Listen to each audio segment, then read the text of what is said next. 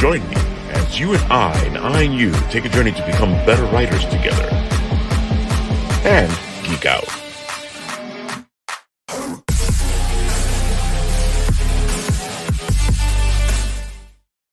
So maybe I need to go back out for a minute. Howdy ho, folks. How are you doing? It is time for the Written Writ with the crazy primetime players, and here we go. Today, of course, we have special guest author Dan Willis, and he is a blast. I've seen a lot of his TikToks, and I pretty much enjoy them. And sir, I gotta admit, you got this old character you're doing, which I'm guessing is you on the TikToks themselves. Yeah. When I do TikToks, I usually wear a white shirt and a tie and a fedora because I write stories of detectives in the 1930s, except they use magic as like a CSI would. So they're fun stories called the Arcane Casebook. I probably should have a book here I could show you, but I don't. I could go get one during a commercial. Well, we can always do that. Those are. I'll read off 25 Kickstarters. Don't worry, I got this. Oh yeah, well, we do like some of the Kickstarters. You can go. You have no sponsor on it. All right, guys. Speaking of the devil, let's see. What do I? So we are going to do that, right? We're going to start off with the commercial, and then. Yeah, go ahead if you got something. Yeah. Go get your book. We got time now. All right. What do we got up? I believe Lunar Smoke last day. Lunar Smoke last day already? Wow. Right? I think so. Did it Can't believe the last day for Lunar Smoke. That being said, he did fun quite quickly, but as you know, all the help helps. Oh, definitely. That's always a thing. You know, we like to say it here all the time. You want to support these Kickstarters as much as you can because, you know, even though they might reach where they're going, it doesn't mean they are where they need to be. All right, I think I got it over here. All right, you want to talk a little bit about it, Lewis, so that the audience can know what we're looking at here? I do not have anything loaded up, but Lunar Smoke is an amazing story about cowgirls in space. Thank you, Nat. It's the Sheriff of the Moon, and she wants all that smoke. 24 pages of fully colored, not safe for work, anime, cover sets, medals, glow in the darks, all that jazz. I have to admit, Nat, though, I feel like you were off by a couple of days because it looks like it closed on December 5th. December 5th. Yeah. That was Monday. That was Monday. I don't. Yeah, you're off. That was the show that didn't exactly happen how it was supposed to. But, you know, dude, like we say, you know, you can always get the book later on after the Kickstarter has gone. It's always important to support these things. Lunar Smoke looks amazing. The art is beautiful. And, of course, our pal Shadow Rabbit has been doing figures for Lunar Smoke. And they did you get a couple of them on the tiers? Because that's what you were. You were one of the tiers, right? Yeah, I know. A couple of them came through on this one. I didn't. Forgot to speed through that. Yeah. Well, anyway, congrats, Armin. Good dude. Passionate about his comics, and fun. He's got a couple different ones, and yeah, hey. But do you know what's my favorite part about this Kickstarter, Lewis? Uh-oh. What's your favorite part of this Kickstarter, Nat? Right here. Aw, look at that. Yes, these are the Shadow Rabbit beautiful little dolls or figures or whatever you want to call them. I mean, it's not $2, but no, I mean, we can't all be Jordan. We can't do this all day, you know. That's still cheaper than I usually try. But anyway. What do you mean, Lewis? You have to flip it the other way. You used to charge $2, but then inflation happened. That's right. Hey, Shen says hi. Jordan, Hi, Shen. who's in the things over here, is saying, "Well, hello everyone." What's up, Jordan? My man. Yeah, so congrats. Jordan, make sure my delivery gets here on time. Oh my God. Let's see what else we got here. Of course, since we're talking Shadow Rabbit, we might as well talk about where Shadow Rabbit's going to be on Saturday. Where's that going to be, Shadow? This Saturday, I will be at the Cradle of Aviation for the Festival of Games put on by CradleCon and Long Island Retro Gaming. And it is one day only, to clarify, as It's only on Saturday. Yep. 1 day Starlight Ballroom. Saturday, yeah, it's going to be fun, man. They always put on a great show there. And this time I'm going to be there. I've been taking like all that vitamin C and avoiding people. So not going to miss this con. Yeah, we saw what happened to the last one. We missed you at Anime NYC, man. That's Yeah. true. Man, I was there in spirit watching you guys represent our people. Yeah. Oh man, I was definitely represented. I gave out a full stack of business cards. By the way, Ralph, I need business cards. Oh, just so we know, Wow. He's been going to his karate classes. That's where all the bleach red that is where they're Thanks, bro. No. I still have 20 of them. They're not all Great there. idea, man. this here is my buddy Hugbert from the Teddy Bear Superhero comic book that I am writing, and Shadow was able to make him come to life, even though I've added adornments to him here. He's wearing all the tags from the recent conventions. Man, I love it. That's perfect. Nice. So if you want Shadow Rabbit to get your dreams into reality, commission him because he can make things happen. Wait, Ralph, did you not get any of the bleach lanyards? Yeah, there's a couple in here somewhere. I got bleach if you want. I got everything from this year. That's what I'm saying. There's a couple here if I go looking for them, but I'm not gonna go looking for them. Yeah, no, They're all in the house. No. Yeah, so that this weekend you might even find yourself some written and some roaming Tony there this Saturday. Don't check go the place threatening out. me with a good time, man. So that mean the three of us will be there at this beautiful convention, having a blast, gaming out because Tony likes the game, and he likes hitting these gaming type conventions because he's gonna be there playing video games and ignoring the rest of us. There's old games. There's like the Moonlander or something. What more could you want, dude? Dude, it's a it convention in a museum, and it's an aviation museum. Yeah, well, It's better than me going to Rainbow paddles and Aviation ignoring you. Museum. That's true. That's why roaming Tony roams. Oh boy, I don't know why you let me get away with it. You guys over there interviewing people, whatever. I'm over there playing games and listening to people. I don't know how you let me get away with it, but all right, I'll take it. Well, you have to share the convention experience, and Yeah, us that's interviewing people is not the convention experience. Yeah, You're on Waldo, you know. The best job Oh, ever. It All is. right, so Mr. Dan, you went over to get yourself a book. What is it you are an author of? All right, so Dan, Well, I write go for it.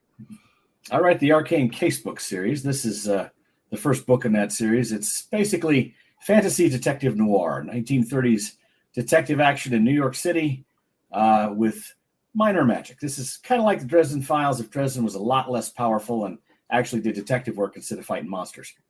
My main character, Alex Lockerbie, right here. This is the first book. And in end of September, I released that, which is the 9th book. So, and it's still ongoing. So lots of fun there. This story, I'm going to pitch it real quick. This is the story of a magical plague that gets released in a soup kitchen. And because Alex knows the priest who ran the kitchen, he falls under suspicion. And so he's got a pack of matches, a book of spells, and 4 days to prove he's not a killer. Or the authorities are going to hang the crime on him. That's pretty cool. Yeah. You can get those out on Amazon. They're available in hardback and paperback. And electronic ebook, and if you're in Kindle Unlimited, if you're in their reader program, if you are a subscriber, you can read them for free. It's part of your subscription. Oh, they're also in audio for your audiobook readers. The only one that isn't in audio is the most recent one, which is being recorded as we speak. So, but hard copy feels so much more like what people should go exactly. For, right? You know what? I used to be a purist. I wanted the feel. I wanted to be able to flip the pages and smell the book, and just kind of get that reader experience. And then I became a parent, and I started waiting for school plays to start, and I started waiting for doctor's offices, and I started waiting, and wherever you wait when you got kids, and you got to take them around to do things, and I always have, a phone, and I learned to read. I got a Kindle app, and I just started reading everything that way, and now I have my entire library on Kindle. I can read my favorite books, my favorite passages anytime I feel like it. You wait and get your car oil changed, read something. You waiting at the dentist, read something. Works great. So I've kind of become a convert.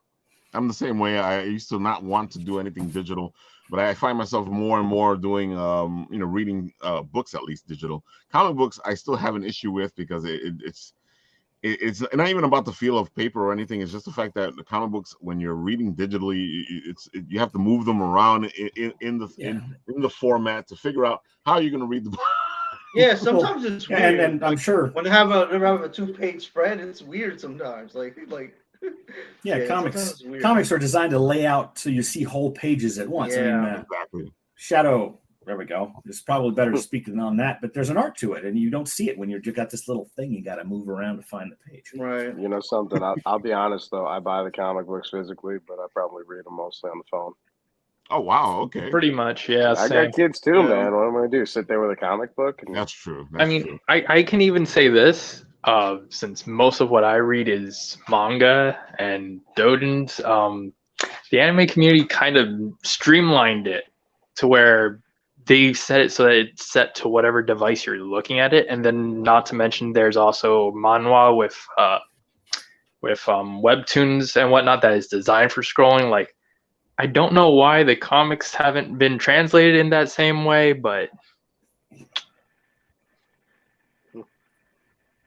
they should be. That is true. It's I mean, it's the way it's going to go. I mean, whether we want it to or not, it's getting harder and harder to print things. But it is. I don't think print will ever fully go away. But no, like we all said, man, everyone's always got their phone, so it's going to be hard to not move in that direction.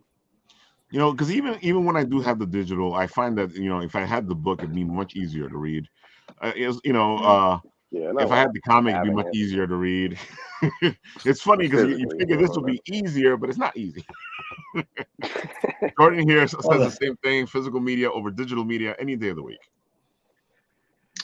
I've just gotten used to certain things, and especially as a writer, we do research. We do a lot of research.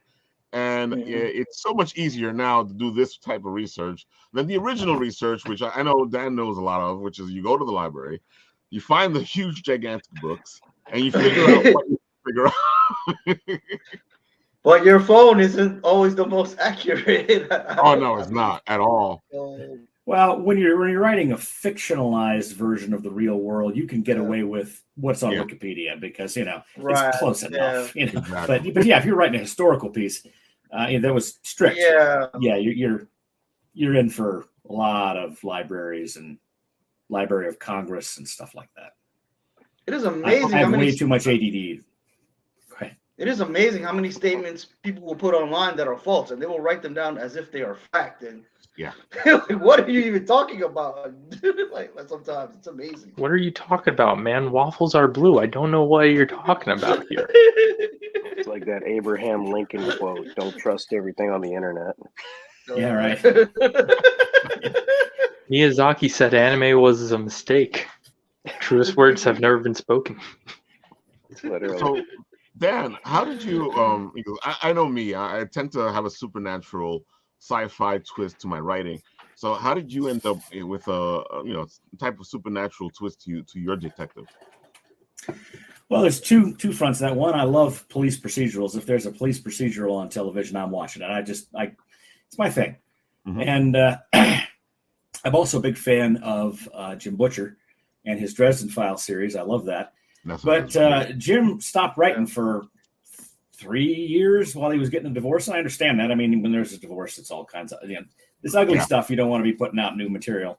And so I kind of got to the point where I was like, I want to read some magic detective stuff, and nothing's scratching that particular itch right now. So I just decided to write one. And I realized I can't write just Dresden File fan fiction. I need to write an actual story. Right. And so I started working on the Arcane Casebook, and I wanted to set it in the past because I had just, funny story, I just got done watching a bunch of noir films. I'm like, man, I love this. I love the style, the Art Noir, Deco era. fantastic. It's yeah. And and so I wrote this story, and it I seem to have a talent for it. I've written a bunch of fantasy stuff that never got anywhere, so apparently that's not my thing. Apparently this one is. So yeah. But yeah, so I set the detective back in the past. And I said, well, he should have some magic, but you shouldn't ever solve the crime with magic because that's cheating. Right. He needs to solve crimes by doing the legwork, interviewing suspects, finding clues, that sort of thing. But he could use his magic to find clues that the police can't find because they don't have black lights and they don't have DNA analysis and they don't have the ability to track a cell phone. And so my character uses what's called runes, which are symbols you draw on a piece of flash paper. And when you burn the paper, the magic happens. And it's all minor stuff. It's nothing earth-shaking. Now, there are sorcerers in this world who are very rare, and they're kind of like Greek gods in the sense they have lots of power and very little oversight. But the core character, I wanted him to be kind of down to earth. He's got some special skills that he uses, but he's not super powered. Right. And so basically it's less like a police procedural, except he's using magic instead of science to find clues and follow those the way that any detective would. So in one sense, it's a straight up mystery. In the other sense, there's a little magic there. But that's what makes it fun because what it's normal, it's a normal setting. There's something a little extra about it, and which is funny because I keep ending up with one character or another who was either a detective or something in a supernatural setting, and I'm like, okay, I get the feeling I'm being led somewhere.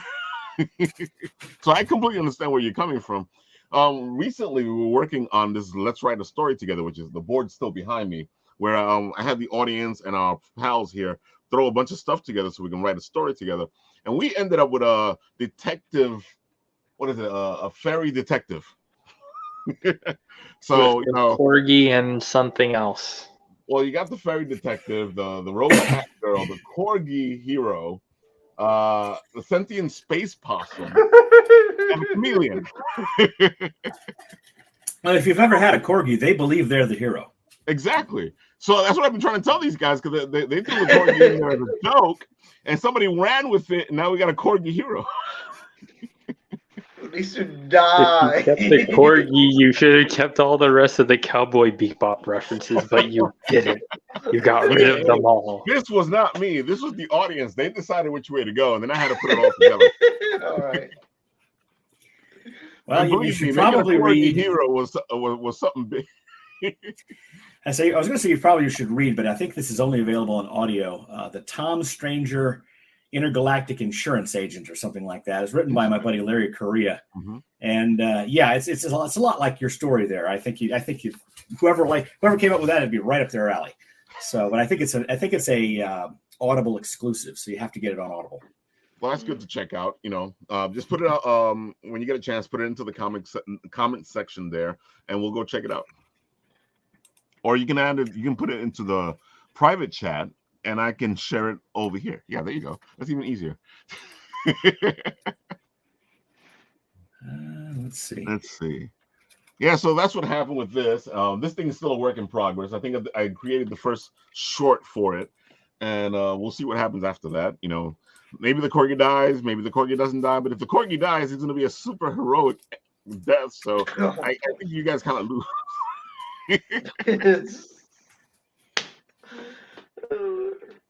And that's the other thing here. That's why I love your TikTok is because I feel like as a writer or as a new writer, if you happen along your TikToks, it gives you a chance to actually get into the grit of writing. to understand the bits and pieces of writing without you getting too heavy into it at the same time. Well, the problem that everyone has is, in fact, I saw a TikTok today where somebody was saying, I've just been reading this book about how to be a writer by so-and-so, and there's 27 principles. I'm just pulling stuff out of my butt right now, but it's just, the idea was to add all this stuff, and this gal wanted to talk about something she learned from the book. And I mean, I have no shade to this gal, because we all do this. But the problem is that everybody writes differently. And if you talk to enough writers, eventually, like, man, I could not do that. How is he not insane, writing that way? And, he's looking at me going, you do what? You edit as you write? Don't you know that everyone tells you not to do that? Well, that's the way my writing works. And so I try not to tell people how to write, because everybody's different. Everybody writes different. There's some basic principles, but, the only real one, I had a guy taught when I went to college. He taught the class on science fiction as literature. And he was a great professor. The guy was so well read. His office was just one big giant stack of books with a little space for him to sit in front of his desk, and typewriter back then. But I once asked him, I said, what does it really take, to be a professional writer? And he said, butt in chair, hands on keyboard. Yeah. That's it. Do the work, and everybody wants to write, be J.K. Rowling, whose second book or third book was Harry Potter, and the rest is history. Everybody wants to be that guy, but nobody's ever going to be that guy again. I mean, J.K. Rowling was at the confluence of all these serendipitous events where, Scholastic was going out of business here in America because kids weren't reading. And they said, they talked to their English division and said, do you have anything that kids are reading? Well, there's this little series that's kind of popular. And then they put Harry Potter on the cover of Weekly Readers that the kids got sent home with. All the elementary school kids took home for about 15 years. They spent millions advertising that. No wonder, she's worth $1 billion. If they did that for you, you would be too. But the odds of it, but that's never going to happen again. Exactly. It's so funny though, because even she was turned down a lot of times before she actually got accepted for that. She talked about the fact that she was homeless on the street, and then she finally got accepted somewhere after like so many rejections. I mean, I don't like want a lot to of imply. I'm sorry, man. No, like a lot of things, you want to learn something. It's in the doing. You have to like get down there and start doing it. Exactly. That's how you get better. That's you just have to. Do the work. And try to imply that she wasn't. Try to be open to criticism. It's very hard. Try to be open to it, and do the work. I mean, it's completely fine. Agree with you, Dan. Because the reason I started the written writ was because the whole concept of, I finished reading all these books that tell me how to write, and I was sitting there going, there's a step missing. There's something they're not telling you. And then that whole step is the fact that you got to figure out what you are, who you are, what's your voice, all this stuff that they kind of tell you about in the how-to stuff. But there's a journey that happens from that to you becoming a writer. And I was like, okay, so let's do the written writ where you and I take a journey together to become better writers, because, that's what's missing. And then, it's the funniest thing, because a lot of people always ask for that bit of advice, and I go, well, just write. And they're like, but what do you mean just write, Ralph? Just write. Dude, if you don't write, how are you going to get anywhere, Yeah, the only way you learn this trade is by doing it. It's like any other. You want to be a bricklayer? Lay some bricks, Right. That was definite, man. I completely feel you. Well, the other one is read. People say, how do you know how to conduct a story? How do you know how to flow through a story? Because I don't flow chart out my stories. Well, okay, at this point we have the call to action. At this point, with the refusal to call, here's the goddess, here's the this, because there's a million different versions of how to plot out a story. Mm-hmm. And so, well, you don't do that. Like, no. Well, how do you get through a story and have it feel like a story? It's like, how how many books I've read? How many movies I've watched? How many television programs I've watched where it's done right? You get a sense for it. You get a sense for if you write enough sentences, you'll be able to figure out that it's wrong without knowing how to diagram a sentence. Right. I couldn't diagram a sentence, held a gun to my head. but I can look at a sentence and say, okay, that's wrong, and here's how you fix it. Dude, I completely feel you, because it's the same thing with me. When I start editing my stuff, I'm like, oh, look at all these grammatical errors. Look at this bad English. Look at this, and I'm like, I am not an English teacher, so my stuff comes out really raw, and I definitely know that if I ever publish, I need some major editor to go in there and go, dude, what the hell are you doing? and editors can be had. All it takes is money. Find a good one. Exactly. That's all you really need. Is Yeah. if a lot of people don't understand that. Like, especially with books, it's a team process. If you're lucky, you're doing things on your own. But at the same time, I don't know how lucky you are. That's a lot of work. Well, and when you're doing stuff by your own, there's nobody there to tell you, this character doesn't work. Yeah. But I love this character. It's my favorite character, but it don't work. You're gonna have to take them out of the book, and you're like, oh, you just bleed. You're like, how can I do this to my favorite character? And you tear it out of the book and go on. Exactly. And because that's how it is. Sometimes stuff works. Sometimes that's stuff. When you're so close to your own project, sometimes you don't see that. Sometimes, of course, you do, and you understand that, and then you feel like, oh fuck, I gotta get this guy out of here. Yes, writing. It's an amazing little thing. Penny should not have been in the new Pokemon game. Just gonna say that. Simmer down, Nick. Simmer down. Oh no. Tell me where I'm wrong. I know. Where I'm wrong. I know. I thought the new Pokemon game was a remake. No, no, that was the last one. Yeah. Oh, the Sword and Shield? No. No. Because the new one's like Violet and something, or Yeah, Violet and Scarlet. But my nerd quotient is high, but I don't actually play Pokemon. yeah, the last ones were remakes, which was Brilliant Diamond and Shining Pearl. Yeah. Yeah. That's it. That one's a little touchy. Yeah.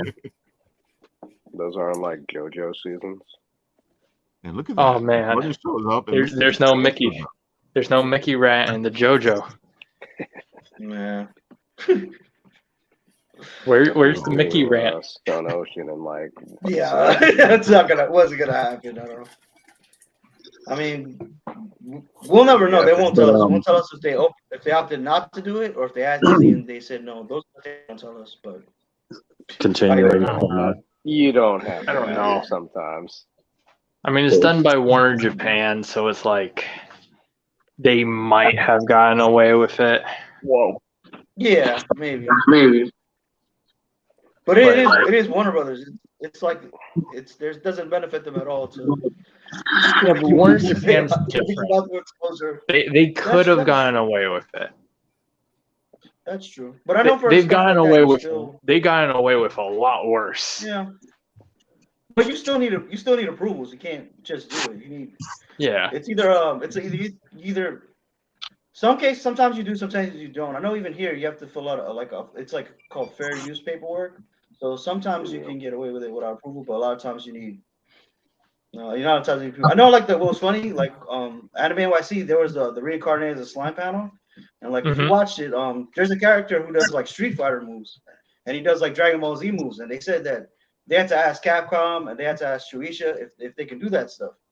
And they said one of the guys who worked on it is a huge Dragon Ball Z fan. So there's a part where a guy does the Kamehameha. And the way he drew it, I know what you're talking about. He drew the character, it looked so much like Goku because the guy was a big fan. They're like, no, you can't use that. So they had to change it. So. But I mean, it's also a little bit more looser over there to a certain degree. I mean, it's not so much you need to pay an homage, but more so you do the respect that it needs. I mean, shoot, how many things have been taken from Fate and JoJo alone? A lot. Yeah.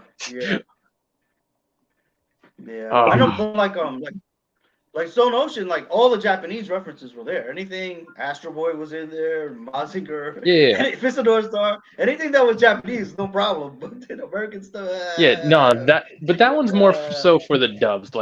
When you see the JP version, they kept a lot of it. Listen, as long as they still keep President Valentine, we golden. Golden. So Dan, question here. Like I said, I like your TikToks. I like what you're doing with it. What video you think will showcase you the most? I know it's hard to ask you because I know you probably don't see them like other people see them.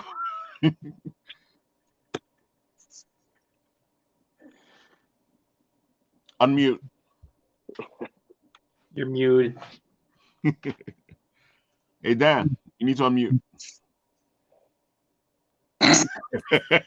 Hey, that's all. There we go. That's always nice. It happens to us. So you were saying? Yeah. No, the any of the fictional detective stuff is good. That's just me giving that stuff, mystery writers tips, and then the real history one there is a good one. That's me talking about Robert Smalls, who's one of the just an awesome dude from history that nobody knows about.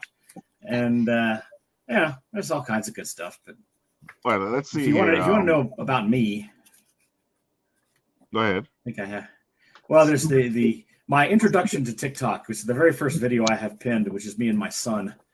But you can't see it pinned videos there. Okay, that's all right. Weird. Okay, I guess because they're on the computer. That's no big deal. But but I will showcase. I like your fictional detective stuff, so I'll showcase this one. Let's see. Grab one. Hello, fellow book nerds, and welcome to How to Be a Fictional Detective. Let's get into it. If your fictional detective is trying to get information out of a reluctant witness, sometimes it's useful to guess at what you think the truth might be. Most people will reflexively rush to correct you if you say something wrong. That's it for today. You got questions? You got comments? Leave them in the comments. Till then. I gotta admit, it's such a simple, like what you just did was so simple, but at the same time, it really goes into the deepness of the writing of something, because that's probably something you wouldn't even think about as you're writing, this, and all of a sudden now it's really here brought to you in this simple little piece, and you're like, well, yeah, some people will do this because they're trying to correct you if you're wrong, and I'm like, that's brilliant. Yeah, I talk to a lot of investigators. I've read books on interrogation. I've read books on investigation, and there's a book called The Art of Deduction, which I steal from heavily. But I mean, a lot of times people, I try to just one little thing, so that if you're a mystery writer and you want your detective to do something awesome, here's a little technique they could use that you. I mean, it's simple when you explain it, but when your detective does it, and no one knows what he's done or she's done. It seems like he's Sherlock Holmes, And I remember I did one that nobody got, which is it was something along the lines of, if you see the back window of a suspect's car and there are white streaks running horizontally, chances are they have a dog. And I thought that was obvious. Anybody would ever have a dog puts her nose against it, does this number, so you get that streak. And people are like, what are you talking about? It's like, own a dog? I own a dog. They never do that. I'm like, okay. I realize these are generalities. They're not. Yeah. It's like the Sherlock Holmes. Someone walks in with a suitcase. I was like, "Oh, you rode the train because I can see mud on your boot." And that's exactly it. Is pick out some detail that you can extrapolate something specific from, and voila, you've got Sherlock Holmes. In this book, there's a technique in writing called the romp, R-O-M-P, and what a romp is it's where you get, especially if you're going to write a story that's going to be slow. And mysteries are slow. Somebody gets killed, somebody gets robbed, something happens, and then the detective comes in and solves little by little the crime. And so they don't move very fast. Now there's action scenes in here. There's places where you have brush with death, and the bad guy starts going after the detective or whatever. Yeah. But in the beginning, you want your character to seem competent, because a lot of times in a mystery, he doesn't seem very competent because he's going along. He's like, everything's confusing. He's not able to put the pieces together until later. And so in this book, the very first thing that Alex does when he gets into his office in the morning is he gets a call from the cops. He's got a cop friend, and they go out to a crime scene. And there's a guy who has basically fallen asleep in his easy chair, and he's burned. This happened a lot back in the early days of cigarette smoking and apartments. Oh, definitely. Yeah. I've seen it. Yeah, I mean, this is the kind of thing that used to happen a lot, especially when everybody smoked. Yeah. And Alex walks in. He says, "Oh, that guy was murdered." And they're like, "How on earth would you know if he's murdered?" He's got a cigarette. There's cigarettes on his end table. And Alex goes, "What's missing from the end table?" Because the end table had a bottle of booze, a dime novel, and the cigarettes. And so the detective goes, good booze, and then his captain goes, good literature. It's like, no, ashtray. There's no ashtray. There's no ashtray there. There's no ashtray in the kitchen. I bet if you go in the bathroom or the bedroom, you won't find any ashtrays in there either. And they just, the captain's like, go look. And so the officers go look, report back, no ashtrays. Very simple. How do you know he didn't smoke? No ashtrays. Everybody had an ashtray. In fact, somebody's put on social media, an old McDonald's ashtray has the M in it. You know, I remember those. What is this? I'm like, oh geez. there was a time back in the day, you know, in ancient times. But but that's how like you the White Castles like used to have those posters of people smoking. It just to be normal. Yeah. I still think my favorite one is when the airplanes used to have the smoking and non-smoking sections on the same airplane. Well, restaurants used to do that too. The non-smoking section was the seat behind you, or the smoking section was the seat behind you. You know, you eat your sandwich, somebody lights up, suddenly your sandwich tastes like cigarette smoke. I mean, exactly. If you're a smoker, you didn't notice, and everybody was, you know, for a long time. If you're a non-smoker, and I've never been a smoker, you're like, yeah. But my point there is this one little detail. Guy didn't have any ashtrays. That suddenly my detective looks like a freaking genius, you know, and the reader goes, "Wow, this guy's good at his job," which is all I wanted. Let me ask you this though, because I grew up in Sherlock Holmes, so my introduction to deductive reasoning and all this and that, it was really early on. I actually started reading them when I was a kid, which I find now people go, "You read Sherlock Holmes when you were a kid?" I'm like, "Yeah, something wrong with," and they go, "They're awesome." Yeah, exactly. And they were great. And but I find that people don't do deductive reasoning. People seem to go through their lives and they miss all these small little details that are constantly happening. And I know it's possibly that because we're writers, we're constantly paying attention to this stuff because this is the stuff that we actually write about. What do you think it is? Oh, I will not get political on your podcast. But I will tell you, in the olden days, they taught kids how to think in school, not how to look stuff up. And that's the problem, is too many people just know how to look stuff up. I looked on the internet and it said this would work. So I'm going to electrocute myself and burn down my house because I believe something on the internet. It used to be they taught you how to think. And deductive reasoning is how to think. Gather information, examine it, make a conclusion, test it. If it's wrong, you got to go back to the drawing board. You're not going to always be right. And when you learn that sort of thing, thinking becomes rather easy, because you first of all, you realize you don't know everything. Exactly. And that's when we're kids, we think we know everything. Every kid does. It's just part of being a kid. But some people, it seems like today, have never gotten out of that stage, and they're 35. Again, not getting political here, but it's just you have to learning to think teaches you to be humble.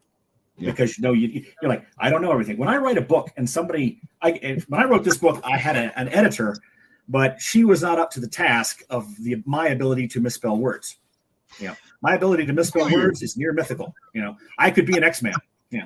Although I probably make it a Y-Man because I just would have misspelled it. But I got emails for a year and a half about this book, saying you misspelled this, or this is wrong, or you said this on this page and that on some other page. And I went, thank you,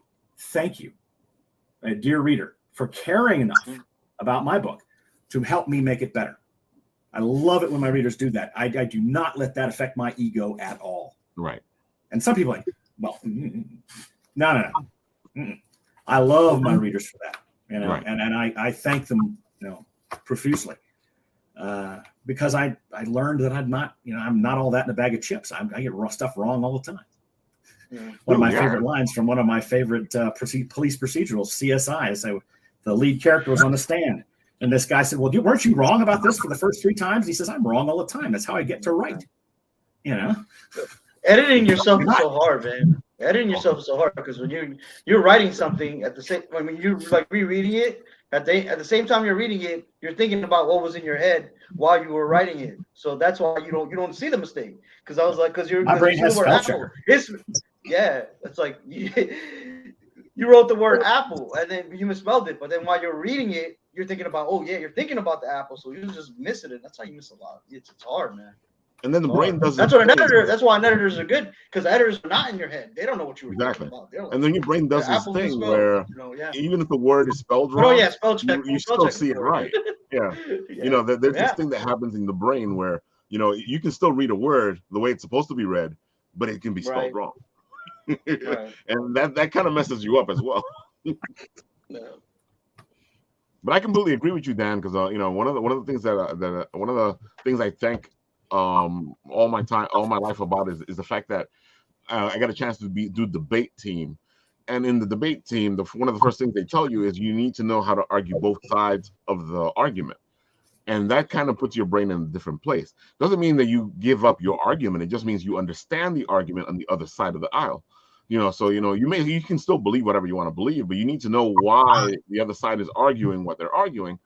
And I feel like that helped my writing too, because at the same time, you get this idea that, well, one, you're not perfect.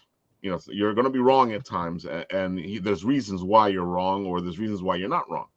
But it's always good to understand that, keep your mind open, see what's going on. Never feel like you have the absolute answer, because that's a dangerous place to be. And when you can see it as a detective.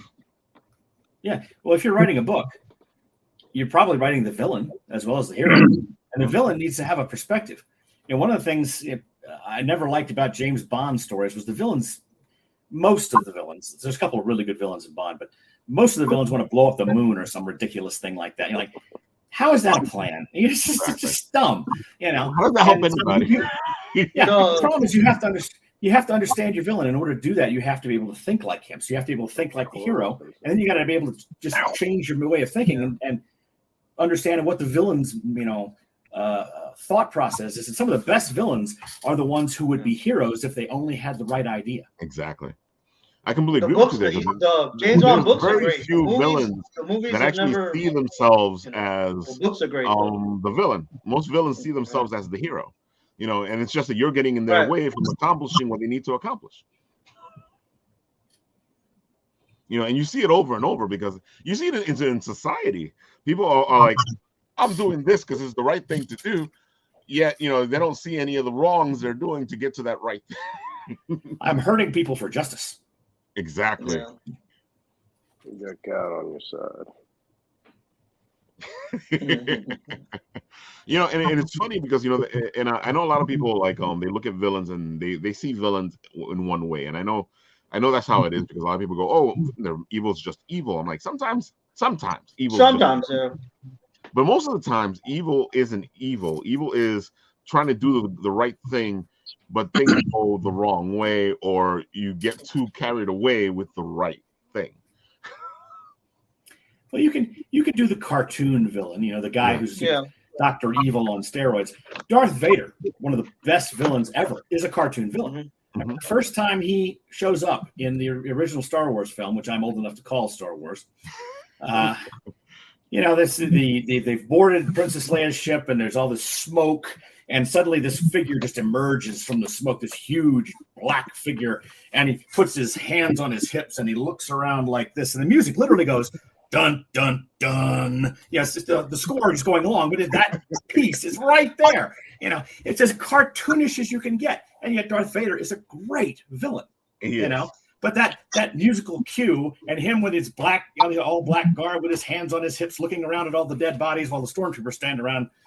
It tells you everything you need to know about it. Yeah, definitely. You can do that. You can get away with it. Yeah. But if you do that all the time, it gets boring. For every Darth Vader, you need a Doctor Doom. Somebody that's got a nefarious plan because he wants to save the world. Which I love Dr. Doom, because he's the ultimate villain. He's trying to make the world a better place. It's just that you need to bow down to me to make it happen. Yes. Yeah. And that is just that's how I learned about diplomatic immunity from Dr. Doom. It's like diplomatic immunity, you can't arrest me. Other point though, that go back to my country. We were reading comics, we were learning all this stuff. Yeah. Dude, I always say the same thing. Fantastic Four would always be like nuclear processing this, or whatever digitization this or that, and I'll be sitting there going, what all these words, and what will you do as a kid? You go looking for it because you want to understand what this comic is talking about, and that broadened my vocabulary, so immensely, because you're trying to figure out what are they talking about in this Fantastic Four comic. What is Peter Parker talking about? Because sometimes people forget that Peter Parker was actually smart before they turned him into whatever. Listen, the Amazing Spider-Man still had him smart. Yeah, but the Amazing Spider-Man, he's more of that was the best animated Spider-Man. Amazing the cartoon. Oh, the Spectacular. Spectacular. Yeah. It was spectacular. Yeah. Yeah, Yeah, the the one that was movies is, supposed to have like a season 2, but never got published because Disney canceled it, and then the rights got Yeah, lost Disney in the Fox merger. That was spectacular. Yeah, Right? Mhm. spectacular. No, they had The one that well, actually had a good storyline and tied everyone together. Yeah. Yeah, it was like Ultimate Spider-Man, but good, like written wise, like, you know, or better. Let's say put it that way. It's like written better. But no, it's Fox got a, you know, they got a bum deal. They Disney said to Sony, hey, so do you want to keep the Spider-Man movie rights or the cartoon rights? like I know what in their right mind would, you know, it's millions of dollars, unfortunately. So that was a bad deal. But what can you do? Well, For I'm once, happy the they're chameleon working was a together. character. The chameleon was a character. Okay, what about that? The chameleon's never been a character. Chameleon's always been in the comics. All right, you got you get your point. This was the first time the chameleon was an actual character, not just like some paper just thrown around. Well, if you're gonna, he is related to Kraven. He does have a story. He is related to Kraven Hunter, so there is some backstory. He's Russian. if you're you don't really play with it a lot, though. Comes and goes. Jordan. Yeah. No, you guys are talking about like chameleon stuff. The new movie, when it comes out, has a villain I don't even know if anyone's even heard about. The Spot. Yeah, I have a Spot. Oh, that's from like one of those weird ones, right? Like one of the 90s, random comics that he only shows up for like 3 issues. Yeah, just like the El Muerto movie that's coming out for the Spider-Man spinoff. Well, Spot is like a Looney Tunes character. He's like holes appear, he jumps in a hole, then he comes out another hole. Yeah, it works great for comics. You're gonna do that in live action? Well, Spider-Verse. Is it Spider-Verse you're talking about, or Spider-Verse is the Spider-Verse They movie. can do that in Spider-Verse. Yeah, they can definitely do that in Spider-Verse. That's the one that's getting the Spot, and then they're making the El Muerto spinoff with, Okay. and then the Kraven the Hunter movie that comes out next year. Oh, I am not looking forward to that. Are they still doing Kraven? I thought they canceled. They're still doing Kraven. Please let it end. Defender of nature, right? And then they're doing the Madam Web movie.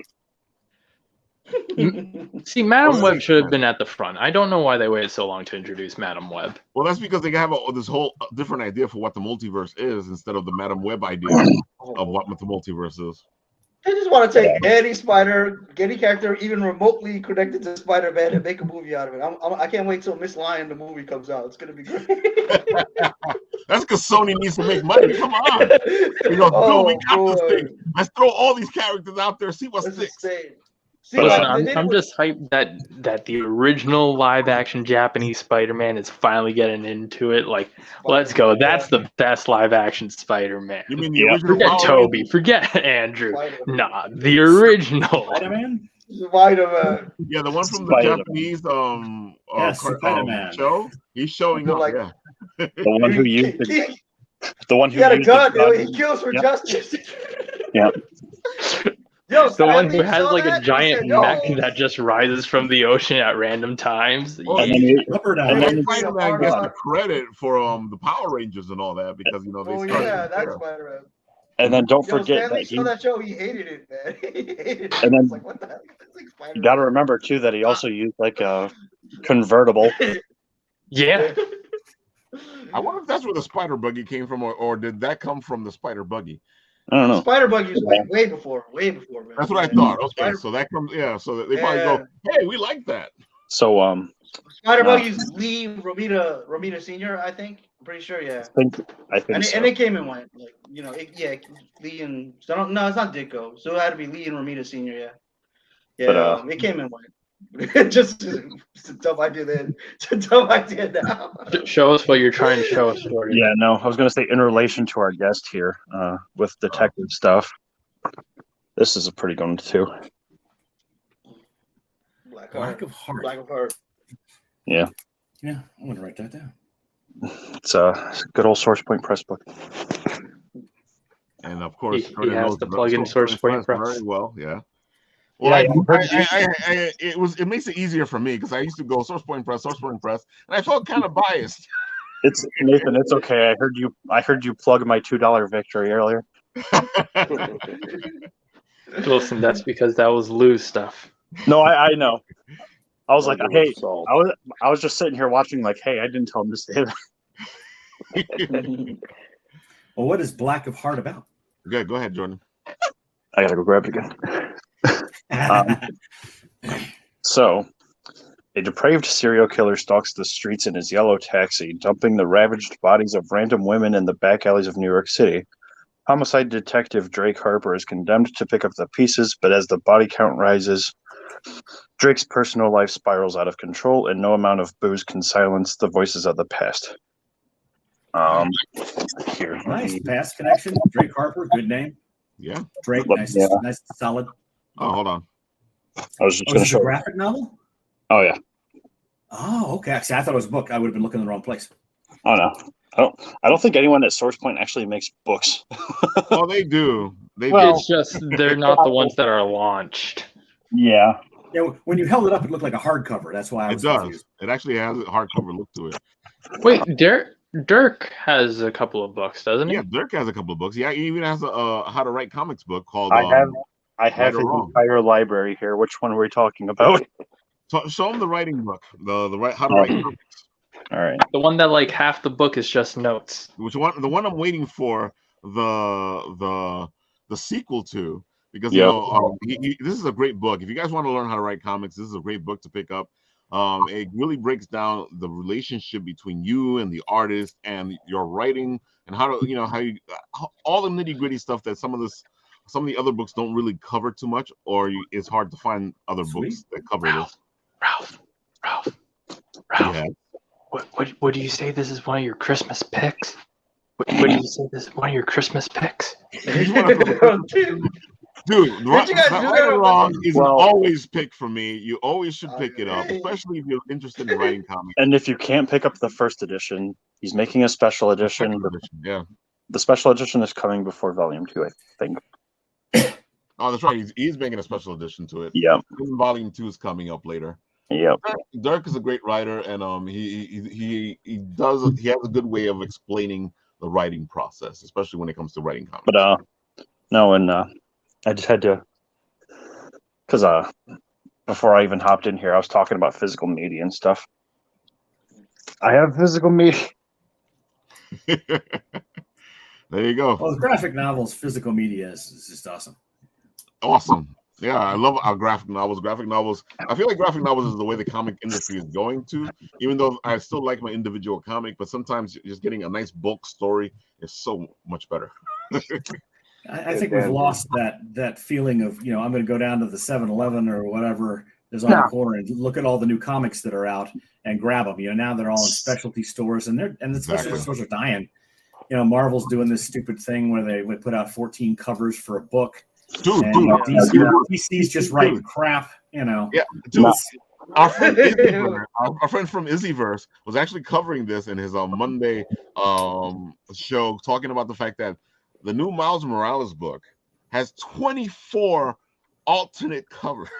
Well, let's not also forget the Eminem cover that sold out in like 5 seconds that everyone's trying to turn around for like $1,000. No, yeah, there was a special Eminem cover that they did, and it's so funny because this all reminds me of the '90s. We all know what happened in the '90s. The whole industry fell apart because somebody got greedy. Oh, yeah. They're both doing really bad. Marvel and DC manga is destroying them. I mean, it is slightly a different market because the mangas are really up against the graphic novels, but they're just destroying Marvel. But Tony, and DC. It's just, that's why we have the Spider-Man thing made by Akira Toriyama. It's why Marvel's starting to invest into manga, because now you can't compete against it. You have to join it. Let's go. Well, they tried that a couple of times. There's been a couple of times where Marvel's gone manga away. Disney as far away from manga as possible, man. Don't let them get their claws in that. Yeah. Oh, they're not even what are like they gonna winning do? on Just that buy side. Shonen or something? Yep, go buy it. But See, I both love and hate manga. I love it because there's manga writers do things that make no sense that still work, Exactly. which is fun. It's fun discovering something like, what? I would never read that book. And then somebody finally convinces you to read it. Like, this is actually really good. Because it's just some weird premise that you never, I was reincarnated as a sword. You're like, really? Oh, come on, man. Listen, that story is great.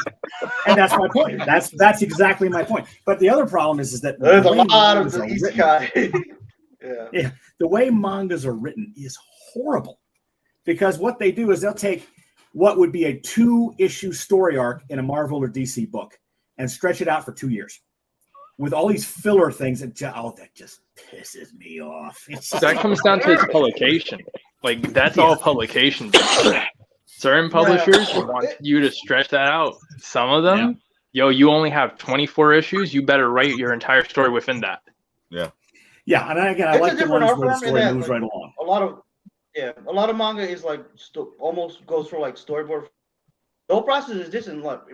Like, for example, in a comic book where Spider-Man punches somebody, most of the time you're gonna get the fist going across the person, and then the person like this, and then the pow right here, and then that's it. You fill in the rest of your imagination. Manga is like like all that movement. So it's almost like a lot of times it's just a storyboard for animation. Pretty much, you could just take that and just animate it between what's there. I mean, half the time that is the advertising, because it is. Last I checked, I don't see Marvel advertising its own comics. I don't see them releasing commercials for the newest Miles Morales cover. They used to. They're doing online commercials for events. A lot of the events have online commercials. But that's events, not the actual comic. I mean, shoot, I'm seeing That's How It's Reincarnated as a Sword commercials on my YouTube playlist. That's because Marvel and DC, all they care about is the movies now, or their animated features. I don't know. I wonder what's going to happen with DC now that they've got the big shakeups and everything. Because they're looking to consolidate. Yeah, I think so. Blue Beetle just got. They just showed up. The last thing we heard was like, the last thing we heard about the comics is that like Zaslav wanted to look at their numbers. And like DC was like, well, wait a minute, can we give it to you next month? It's like, no, I want to look at the numbers right now. So our numbers are, I don't know, man. They're even like worse than Marvel. Like if you go to the top 100, like the only thing you'll find there is like Batman related titles. That's kind of it. Well, and you see Wonder Woman, but everything that's up there is related to Batman. So they have a lot more characters than Batman. Their whole catalog sells less than Batman used to sell 10 years ago. Exactly. Well, that's true also. Oh yeah, it's true also, yeah. And it's all they're making money. You're right. All they're making money off is off the Batmans. Because it was funny. I was watching Izzy, and it was like how many Batman related titles they had, and how many regular titles they had, and I was like, wow. They know what side their bread's buttered on. Exactly. I think but I can some more when he was doing only 3 non-Batmans were even announced for DC. Well, there's a little more than that. I only know that because I was watching Izzy put out his the stuff that came out on this Wednesday. And there was at least about 7 books, but that doesn't say much because I think there was way more Batman-related titles than that. So, I mean, I did watch the list out of 10. So, another Crisis, and there's always a Dark Crisis, it's all got Batman in it at the very least. It's so funny that they say the Batman-related titles, and then Batman's still in the Dark Crisis. So you're like.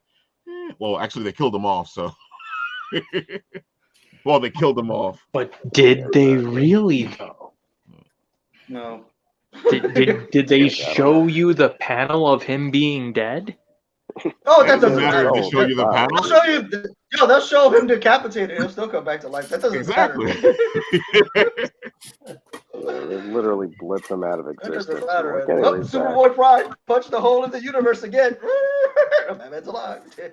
He's harder to kill than Wolverine, man. I mean, listen, we restarted the universe to find him. Oh, there he was.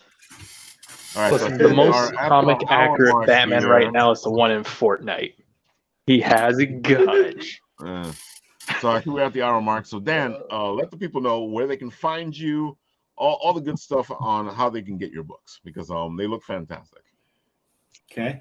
I'm on Amazon. I'm exclusive with Amazon, so that's really the only place to find me. Although my books, my hardcovers and softbacks are going to be coming to Barnes & Noble shortly, and audiobooks are a different thing, so you can get those on Apple Books, and I think at Barnes & Noble as well, but Audible, obviously. And all you got to do is look for Dan Willis or Arcane Casebook, and you'll find me. If you want to find me online, look for Dan Willis Author. You can go to Facebook and look for Dan Willis Author, or TikTok and look for Dan Willis Author, or Twitter and look for Dan Willis Author. It's really monotonous, but easy to find. I got to admit, like when I was looking up all this information that I've been putting up on the side here, it was actually pretty easy to find. And I thought it would be difficult just because, your name is Dan Willis. And I was like, okay, there has to be a bunch of those guys. But and there are. There are, but you were easy to find. That's the guy who got danwillis.com way back. Yes, on Instagram too. Way back in the day, the guy who got danwillis.com was a jazz musician, I think out of Chicago, but I don't honestly remember anymore.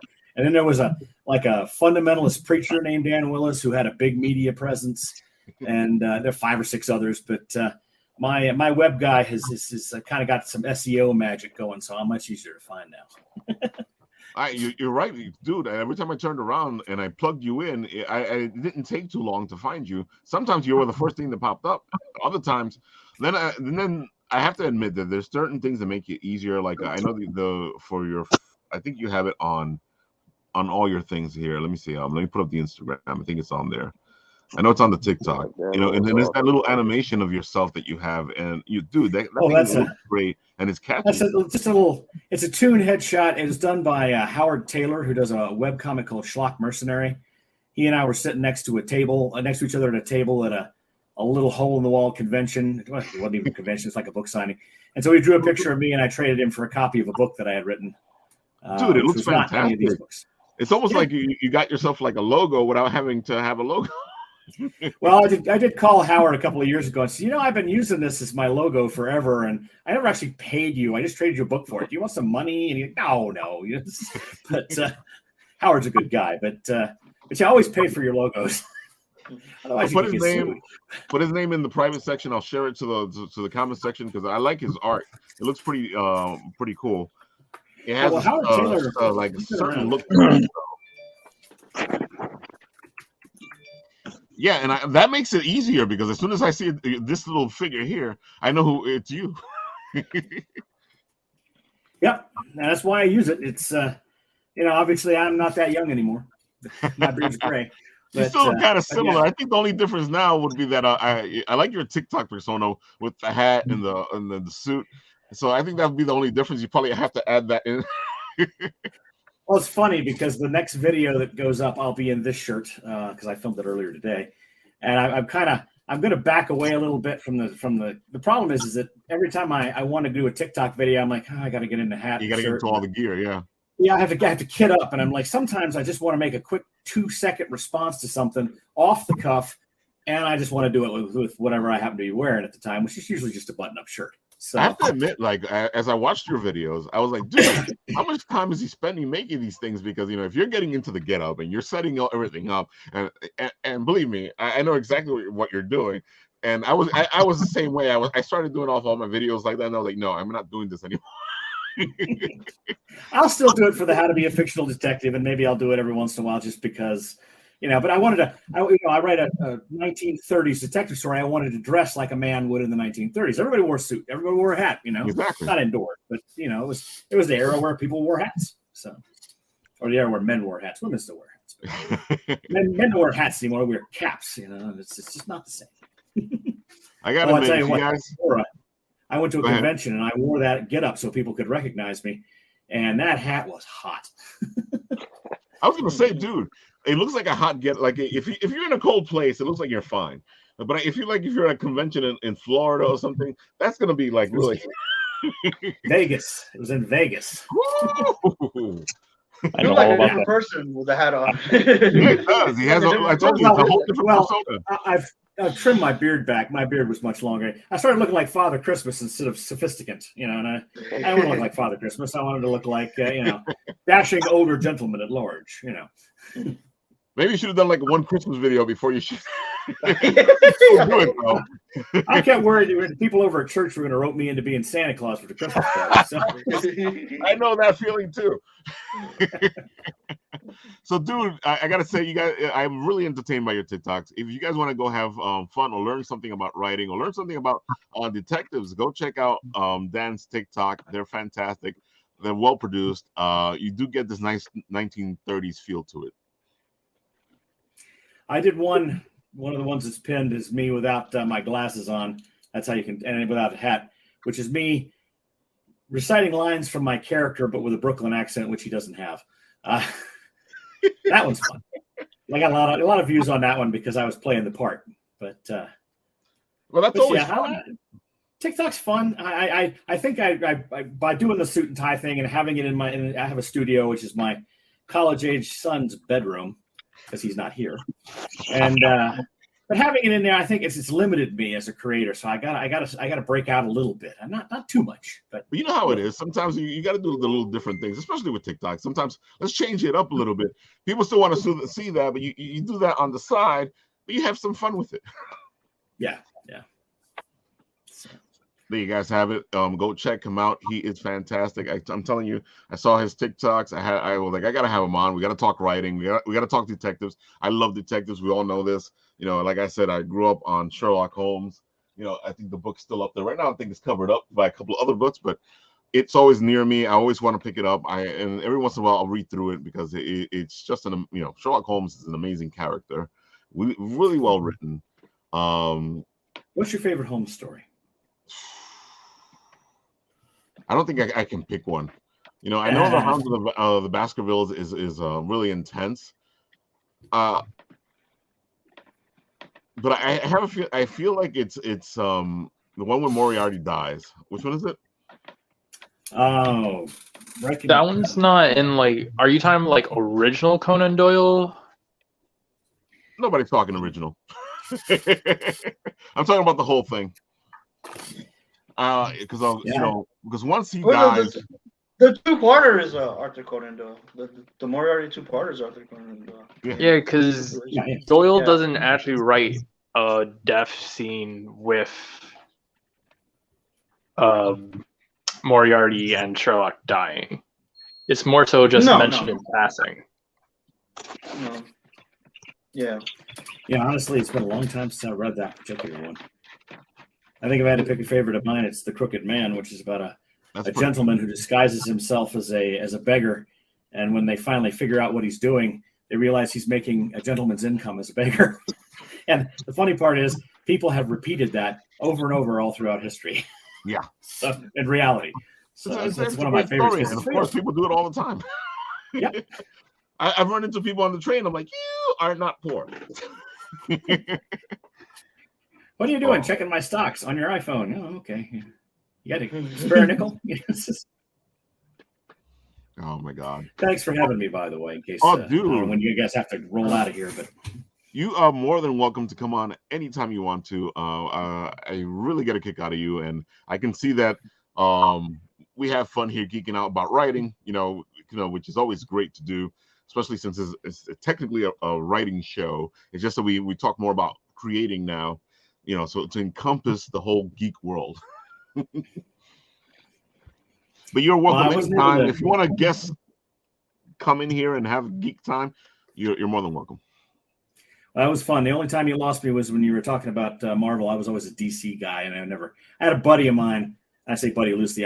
He was kind of a jackass, but he was a huge Marvel fan and would just tell me all about the Marvel. So I was like, would you shut up? And so when I got into comics, I was like, I don't want any of that. So I was a DC guy for years. But that was, I was with you with the rest of it. I completely feel you. I've always been a DC boy. I've tried jumping into Marvel. I think the only thing Marvel I like is Spider-Man, and I can jump into Spider-Man at any time. And I did read Fantastic Four for a while, but Marvel always does them dirty. So, at least in the movies, they certainly do. So I was like, I remember when the Fantastic Four was their flagship franchise. It was Yeah. If you want to talk to Marvel and you know about the Fantastic Four, you weren't a Marvel fan. Exactly. Oh yeah. Now they Fantastic Four. Well, Fantastic Four built the whole universe, like everything. Exactly. Yeah. Everything brought out of Fantastic Four. Yeah. Like, especially all that stuff that comes from the '60s on. is from the Fantastic Four. Yeah. No, every cartoon that has done Fantastic Four, they pretty much just retold the Lee Kirby stuff over and over again. Exactly. It still holds up, man. It still holds up. Like it's amazing. That's why they keep trying to change it, and it does bad. I'm like, just look, dude, just write the. But it's not modern. It doesn't fit into a modern world. I'm like, dude, I don't care. It's a comic book. It's not realistic. How much time do we have? How much time do we have? Why do I write in the 1930s? So I don't have to have any modern anything in it. Exactly. You know? Yeah, exactly. Yeah. People say, well, people were very racist back then. How do you deal with that? And I said, well, I had my character have a black client, and this is back when there was segregation. Mm-hmm. And he's like, will you take a black client secretary? He's like, well, of course I will. Because I've been out on the streets, I've seen people bleed, I've seen what's inside people. Guess what? It's all the same. Exactly. And that's his attitude. Cool. And now I don't have to deal with it. I just write stories, and people in the stories are just people. Exactly. And people act like everybody back then was one thing. I'm like, no, you had all the plethora of people you have now. It's just that you had this big thing that was over you back then. But you had people that were nice to people. You had people that were bad to people. Every population has assholes. Exactly. Doesn't matter how big or small, they're there. Yeah, just like your friend was the Marvel asshole. I told you I was sorry. I'm sorry. Well, that was me as a kid. That would be that kind of. No. Well, we're all that way as kids when we find something we're excited about. Like my friends, we were like Marvel. That's why people don't understand the rivalry. It was fun. Like I make fun. It was fun. Yeah, it was different. It was fun though. It was fun. It was like, hey, DC sucks. Oh yeah, Marvel sucks. But then and they know I was like, yeah, DC sucks, and I'm like, yo, I'm gonna read Dark Knight. And they're like, Marvel sucks. Yeah, I'm gonna read Turtle. It's always been that way. It's fun. It's good fun. You can't be a Nightwing boy without liking DC. Yeah, Oh yeah, Nightwing's my favorite. I actually got to meet Chuck Dixon a couple times. They don't. I love Chuck. So. Yeah. I haven't done anything good with Nightwing for a long time, but he's well, not like anything good with just about anybody. Not like they're doing good things with Spider-Man right now, anyway. So it's all the same. You were saying, Dan? Oh, no, I said they haven't done anything good with most of these characters in a while. I did like despite my initial take, I did like the Robert Pattinson Batman movie. That was, from a writer's perspective, a Riddler who was a serial killer. Was great. If I ever wrote a Batman story, I think that was the one I wanted to write. My only problem was the design for Joker. Did we get to see it? Oh, we did get to see him in that outtake clip. Yeah. I did like that. You got a point. Didn't look right. I did like that they this is what you want with everybody. You could tell that this was a director. He had like a clear vision of what he wanted to do. Mm-hmm. They let him do whatever he wanted to do, and he got his way. Because you can see these movies that you could just tell that there's a million cooks in this kitchen. So he did this and that. I like that. They just let the guy do what he wanted to do, got out of his way, So. I'm amazed they did that with a property as big as Batman. I mean, Batman's like a huge box office thing. They must have really a lot of faith in him, whoever directed that. Yeah. I forgot his name. But he did good. He did good. Well, I liked it. Let's see what he does with the sequel. That's I don't know if they're going to get a sequel. Well, he get a sequel. They're not going to do put everything behind Batfleck. Yeah. Well, I don't know, man. Have you heard about Wonder Woman 3 today? You heard about Wonder Woman 3 today? There's a rumor that it's a rumor that the Paul Jenkins version of Wonder Woman not happening. It's still in a rumor phase, but James Gunn is like, I don't know. If it was gonna be like Wonder Woman 2, if it was gonna be like Wonder Woman 2, he did right. Like, I know James is coming in to take over a lot of DC's properties. Yeah. Yeah, I'm going to be their story coordinator for their expanded universe or whatever. Yeah. You see, they're talking about axing Aquaman, Momoa as Aquaman too. Weird. Okay. But they're gonna bring him back as Lobo. I can see him as Lobo. He'd be a good Lobo. He'd be a better Lobo. He'd be a great Lobo. I know James Gunn said the characters at least that he wants to focus on or not Superman, Batman, Wonder Woman, Aquaman, and Harley Quinn. Those are the ones he mentioned. So even if Jason Momoa is not Aquaman, there'll be an Aquaman something. So and Harley's a great character. Aquaman's one of those characters when he's written well, he's a badass and you like him. And if he's not written well, you're like, why is this guy here? See, you get to that point, and I know it's probably a big point to cover right now, but I keep seeing these people argue online about who's the better character. I'm like, and I always come in and say the same thing. They always get pissed off at me. I'm like, well, the character is only the character is who he is because of who's writing him. If the writer likes the character, then you're going to see a different version of that character. If the writer doesn't like that character, then you're going to see a lousy version of that character. Because if you don't like the character, most of the times what you're going to do is you're going to like, I don't like this guy. He's not this, he's not that. And you're going to write him a certain way. So, I always say the same thing. The Batman depends on who's writing. The Superman depends on who's writing. These characters are who they are depending on who's writing them and if these guys like the characters or not, or they got an agenda when they're writing these characters. Yeah. These big characters is hard because we talk about too many cooks in the kitchen. I mean, maybe they love them, but maybe the editor doesn't love them that much. It's like, yeah, that's true too.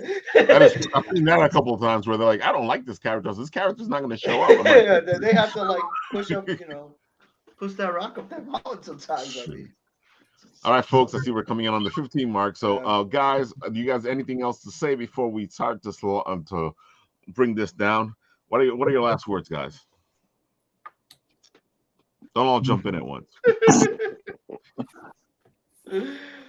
I was waiting to see if anyone had anything first. Go for it. Arncomic.com. 7 days. Arncomic.com. Arncomic.com. Arncomic.com. Arncomic.com. Arncomic.com. Goodboycomic.com. Good girl, bad girl comic.com. Whoa. What? Just so you guys know what we're talking about, let's put it That's up like here 3 different tech stars right there, Ralph. I know. I'm talking more about arncomic.com. But what about good boy and bad girl comic.com? I can only do one thing at a time, guys. I'm not a computer. You're right. You're a Here we human. go. And here we go. I'll share it on the screen. I am not a robot. Of course, we're all talking about our pal Dirk Manning and his amazing Arn Anderson story. Arn Anderson, My Life as the Enforcer. His Kickstarter is doing really well. He's at 27,416, 474 backers, 8 days to go, people. And if So you you read guys like your wrestling and you have a wrestler in your life, this is the comic book to help kickstart. and if it reaches that last second That's right. He round added a of new stretch goals, yeah, if he reaches the last one, he said that there are round 3 stretch goals. Ooh, yeah, because that's what he likes to do. He's like, oh, come on, I can make it more tempting. Let's reach the next goal and the next goal. And as you can see, the comic is really well done. Well, the graphic novel is really well done. It's all about Arn Anderson's life. If you guys got the other wrestling comic, you will love this one as well. And of course, Dirk always makes it easy to get these books or to get the tiers that you want to get or get what you want to get. And then he always sweetens the pot with his stretch goals. Yep. And as you can see, they've already gone through all the initial stretch goals. Which were all signatures. Exactly. And now they're moving on to the round 2 stretch goals, and they've already gotten to the 26,444 here. Yep. So, dudes, do yourself a favor, support this book. The good thing is that you just need to get the hardcover book, and then all the stretch goal stuff comes with it. Yep. That's artanderson.com. Arncomic.com. Arncomic.com. Oh, there you go. Arncomic.com. Arncomic.com. Wait. Arncomic.com? Arncomic.com. Oh, I got you. All right. And let's see if I can bring up the other one you guys were talking about while you guys talk about it. Good Boy? So tell us what Good Boy is, Jordan. Yep. Jordan did it last week, though. All right, you go ahead, and I'll just hold up the pretty book. Yes, and then you talk about Bad Girl, since I think you now We know more nothing about it yet. Yes, we do. No, we don't. Yes, we do. No, we don't. You need to see them at the con. All right. Anyways, Stop arguing and tell the story. Good Boy, folks. John Wick, but in reverse. The dog is John Wick. John Wick is the dog. basically they kill the dog's human, and the human goes on a rampage for revenge. Mm-hmm. So That's a good story. Good Boy was a good book. Right now, they've gathered it all together into one big book. Let's see, I got it here on the screen. And you guys can help the Kickstarter by supporting it and getting yourself a really good book. Yep. Because a That's good book. got 5 days to go. Oh, shoot. Yes, they are at 36,449, 437 backers, 5 days to go. But like we like to say here, just because they got all this money doesn't mean that they're where they need to be. Or remember, a lot of these people don't really make a profit out of these books. What they do is they put all that money back into making more books for you. Although that number needs to be about 40K higher because of those stretch goals. Oh, you want the good stretch goals? Oh, absolutely. He wants to find out what bad girl is. Oh my! Well, Even that's a though- 40K. So yeah, we still got to reach that one. So Even though I think Ralph probably knows a lot more than any of us right now. He's only 4K away from this. That's Mhm. doable. 4K in 5 days. Come on, people, you can do it. You can make. I want to see what that new coin's gonna look like. Oh, they teased it, didn't they? No, well, kind I'm of. pretty sure he teased it. Yeah. All right. Big so, coin, the size of your palm. Anything else, No. guys? I have it over there, but Yeah, he had one similar to it. Like they were prototyping it. anything else? In terms of Kickstarter world, I believe that's all the Kickstarters. Yeah. Unless we want to promote We've Moist probably Criticals. missed one or two. Although it was teased to me and Ralph here that our good friend Stan has something coming. Oh yeah, he's getting ready to do a Kickstarter. Well, he's working on the idea. Hopefully he does it, and if he does it, we'll have Stan on to talk about it. We should. Stan's been on before. He's a good guy. I like running into him in conventions. I can. He's always a blast. I can put my hat on and grab the book and look like him again. Oh, that was funny. What I should have is Nat be Mark Torres and you be Stan, and then we do a mock interview. And so, Stan, I understand you have a Kickstarter coming up. Could you tell us a little bit more about that? No. Hey, that's Well, you heard it here, folks. It came from the radio. Has Stan not wanting to talk about his amazing Kickstarter? And if you want more coverage, you should go like and subscribe to Ban Apple, because I'm pretty sure our good friend Rafael Tavares will get a much more detailed interview. But instead of that, buy my book, We Are the Rejected. Yeah, We Are the Rejected. Great book. You like horror, it is a great book to get. Yes. Also, guys, remember, if you guys know, it came from the radio. It's having its 20th anniversary show. They have trying to decide if they're going to do a live show or a pre-recorded show. So go let them know what you think he should do. I think he should do one of each. I feel like it. Let's go big. So check out Mark Torres, and it came from the radio. It is a fantastic show, and you will not be remiss to listen to it. Mm-hmm. Roaming Tony, what do we got working in the pot? Not doing anything. Let's see. Well, we got some good news. I helped kickstart a movie, Onyx the Fortuitous and the what's the full name? Onyx the Fortuitous and the Talisman of Souls. And today they announced that it got accepted into the Sundance Film Festival. So, all right, so that's exciting. I saw the video from the connection you had. Yeah. We funded it about 2 years ago, and then when we funded it, they made the film, and now it's going to Sundance. So that's cool. So we don't have any rewards yet because the movie has to premiere first, but that's cool. And yeah, what happened? No, I was saying it's okay. It's okay. I'm still waiting on Kickstarters from last year. Oh yeah. Sometimes Kickstarters take a while to kickstart. That's all. Yeah, but it's important. Like if Tony hadn't helped that movie fund, they'll still be trying to get themselves to where they got to go. And that's what we always say here. Kickstarters are important to people. It helps dreams come true. You're supporting artists and creators and everything they do. Dude, we help big Hollywood and all the other things that we buy out there all the time. So we might as well help our friends, our buddies, people like Dan who are putting their books out there. So they need to be read and into good hands and to good homes. Exactly. Bitsy Dan. And if you're looking for a little detective action, you like smart alecky intelligent detectives and in the Arrow and Men Wore hats and Art Deco and dames and all that good stuff. These are probably for you. The Arcane Casebook is the name of the series, and the first book is In Plain Sight, and they all have numbers on them, so you know which book they are. Because I hate it when you can't figure out which book it is. So yeah, come out to Amazon and check it out. I gotta admit, I like the fact that you put the numbers on them. I know it's a little comic booky, but at the same time, there's times where I read the wrong book in a series because I don't know what's supposed to be next. Yeah, 9. Right there on the spine too. Yeah. You know what's funny? That reminds me of when Superman would do that thing, so you can go from book to book to understand what storyline they were working on at the time.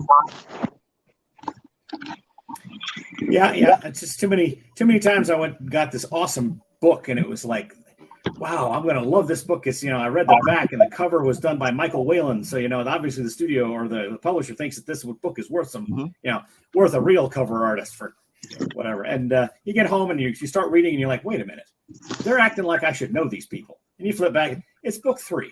You got to be kidding me! You're killing me here. You schlep all the way back to the bookstore because this is before the days of Amazon, and they have book 1 but not book 2, or book 2 but not book 1. You end up crawling around your town as the sun goes down, and it's $4.49, and the little mall or strip mall bookstore, which is your last book, is going to close in 5 minutes. Yeah, it's an adventure. Yeah, Spider-Man has quite a few prose books. They never say part 1, 2, and 3. You have to figure it out. They're like the Sinister Six. Oh, by the way, this is part 3 of the Time Arrow trilogy. It's nowhere on the cover. It's nowhere. Like, hey, people, you can do better. What number your books? Yeah, come on, man. If you can pick these books up in random order and get them correct, then Professor Xavier has a place for you in his school. Exactly. So, Matt, what do you got to share now that Jordan shared his part? What don't I got to share? There is the Floofschmallow account that should be followed and liked. Yes. I'm trying to buy time. Don't worry about this. This is forced awkwardness. There is Floofer and then the Bitsy that should both be followed because they worked on a Kickstarter and it's finally over. Oh, great. It's wonderful. Here. So go follow Floofschmallow and her amazing artwork on Instagram and Twitter. This is part of not this. The prior picture is part of a Kickstarter, not this. He's just going forward. Hold on. Give him a second. Next one. That's no fun. Come on. You're supposed to be all fluttered. No. I'm waiting. There we go. Okay, we're back to the first one. This is part of a Kickstarter that she and Ralph is just going to do this for fun, but she and Bitsy just worked on a Kickstarter together. It recently ended. Thank you, all of you who supported this Kickstarter and backed it and got yourself a pin. We didn't manage to get the secret emergency food pin, but no worries. Yeah. Floof is an amazing artist, as you can see here from all her bits and pieces as I was showcasing while Nat was talking. And of course, Bitsy is an even great creator in her own right. Let's put Bitsy up here. And thank you, Wheelspin. Wheelspin, yes. I heard you won some things over there. Mm-hmm. Yes. There you go. Bitsy does an amazing work as well. Her art is fabulous. She has her own book, and there she goes. Why you got rid of the male chicken? The pretty boy. So do yourself a favor. Go follow Bitsy the Alien. She's doing great work. Her book is amazing. Yep. Isekai.com with 3 eyes. Exactly. There you go. I knew one of you guys would jump in. Be like me, buy 2 copies of the book. Dude, and yeah, you not be able to read one version, and you get an English version. So I bought both after 5 failed attempts with the website. Oh man, because it And- kept kicking me to a page not found after checkout. Oh, don't you you gotta just love love internet that? buying. Yep, I was messaging her and I'm like, "Hey, your site's not working." All right, so Shadow, let them know where you're gonna be. Wait, because I we're all wasn't gonna be done. there Saturday. Nat still has more witty banter. Nat still has more witty banter. I did not work a full week on the video for me not to promote it on a show where people are actually watching. Well, you could have done it yourself, but no, don't worry about it. Monday we will be doing some more stuff, unless I get in touch with the person who's supposed to be there Monday. No, we have people watching. There's a video finally on the channel, not a live stream, a video. A video of what? Oh my lord! Oh, okay. So I finally get to do it. Let's go. All right. So one of the amazing artists we got to actually be able to interview at Anime NYC, Lucid Sky, and her amazing artwork. We spent a year like just talking back and forth, never having the time. And then at Anime NYC, we got her to do a nice interview. A little bit of a sad backstory, very sad, very tragic, but wonderful of person. Check her out. Check out her art. Yeah. I don't know, man. I don't find the sad story so sad. Did you watch all the way to the end? I did not find it so sad. I like the whole Lucid Sky stuff, but that sad story wasn't that sad. Ralph is cruel because he was one of the reasons why it happened. Of course, I'm always the reason things happen. I'm evil. We know. Exactly. Okay, All right, Lou, guys. now you can go. Yeah. Love you, Lou. Love you guys too. Festival of Games this Saturday, Cradle of Aviation Museum on Long Island. Hope I see you guys there. But if not, have a wonderful day anyway. If not, you can come on down to Industry City for the Buck Off cosplay session. Exactly. Where the what? Book off. Book off. I'm getting tired of it. I just The amount of malice behind that statement. See, here's the difference, Lou, though. Your event is 1 day. The Book Off is 2. Yeah. So you can go on Saturday or Sunday. Well, make sure to hydrate then, son, because electrolytes. I've been way ahead of you for the last 5 minutes. There you go. There's our friend Shadow Rabbit. He will be doing his thing at the Festival Games, and you might find yourself a Written Writ Ralph or roaming Tony, roaming the aisles, playing video games like he always does. Did you hear that, Tony? Did you hear how he almost forgot who you were? Remember that? No. Oh, it's like sometimes you forget your brother's name. Hey, Yeah. Charlie. Wow, I do that all the time. Know each other so long. All right, Don't worry folks, about there you that, have it. man. Make sure to check us out this Saturday if you are in Long Island. If not, if you are down by Brooklyn and want to check out the Book Off cosplay event, go do that as well. There's I think plenty of there's things always another happening in this Brooklyn city. Con this weekend, This is the too. city that doesn't sleep. And now I'll do what we always do at this part of the show. I'll press